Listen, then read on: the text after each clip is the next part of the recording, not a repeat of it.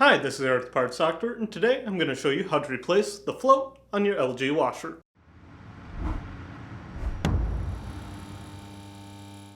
These instructions also apply to some Kenmore models that were manufactured by LG.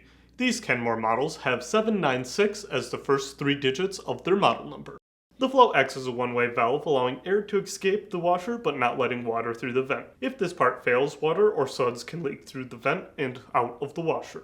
If you need to purchase a new float assembly for your LG washer, you can check our website, partsdoctor.com, where we sell parts for all major appliance brands. Here at Parts Doctor, we only sell authentic, genuine parts sourced directly from the manufacturer. For this repair, you'll need to disconnect power and water to the washer.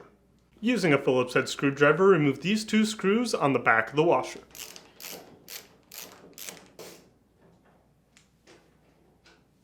Then slide the top panel back about ½ an inch and lift it up to remove it. If you're having problems removing the top panel, try sliding it forward slightly to lift it up. Using a Phillips head screwdriver, unscrew this clamp here and lift the hose off of the washer's tub. This will expose the float assembly. Then remove the float assembly.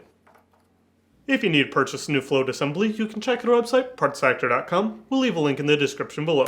You want to make sure that you are searching with the model number from the tag on your washer to make sure you are getting the correct part. To install, set the float assembly into place.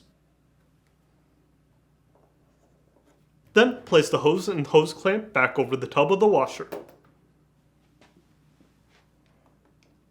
Next, tighten the hose clamp to secure it in place.